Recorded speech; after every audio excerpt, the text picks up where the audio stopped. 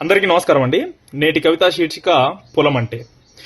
కొమ్ములు తిరిగిన 30 గొర్రెపిల్లల నమ్మి అమ్మ శవుకమ్మలమ్మి తొలిసూరి మనవడని ఆరివారంగా అమ్మమ్మ తెచ్చిన వెండి ములతాడు నమ్మి కొన్న బొలం కొడక. మీ నాయన నెత్తురుని రోజు దాగుతున్నందుకేమో చేను చూడు ఎంత ఎర్రగుందో. ఎప్పుడు వానబడ్డా ఎప్పటి నీళ్లు అప్పుడే కొట్టుకొని పోతాయి. ఈ ఎర్రగడ్డ మీ నాయన చెమటల తడిని దాసుకున్నదేమోరా. నువ్వు పుట్టినాక మేము తొలుత ఈ శిల్కనే కొన్నాం. చేను నిండా పిచ్చిగడ్డి ఉంటే ఆ కనిపిస్తున్న ఇప్ప చెట్టుకే ఉయ్యాలను గట్టి నువ్వు వండుకున్నాక నేను మీ నాయన చేతులకు బొగ్గలు రాంగా చిలకను సదును చేసినాం.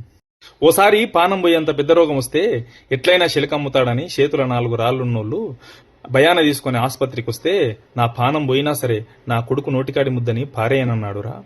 అక్కకు సంబంధం వచ్చి పెద్ద మనుషులందరూ ఇంట్లో కూర్చొని 2 ఎకరాలలో బిడ్డకు ఎకరం కొడుకుకి ఎకరం అంటే నాకున్న గొర్రెలన్నీ అమ్మి శిల్కకి ఎంత వస్తాయో అంతా నా బిడ్డకు అర్ణం ఇస్తా గాని ఇంకా మీకేమన్నా తుట్టి పడితే నా కొడుకు పెళ్లికి బంగారం పెడతా గాని ఆయనకే ఆ ఒక్క శిల్కని ఇడిచిపెట్టుండ్రని 10 మందిలా నోరు తెరిచి అడిగిండ్రా. నీకు పానం పోయేంత ఆపదొస్తే అమ్ముకోగాని భూమికి పానం లేదని మాత్రం ఎప్పటికీ అనుకోకురా. భూమి అంటే పట్టాబుక్కులో నెంబరు కాదురా, మీ నాయన అస్తిత్వం కూడా.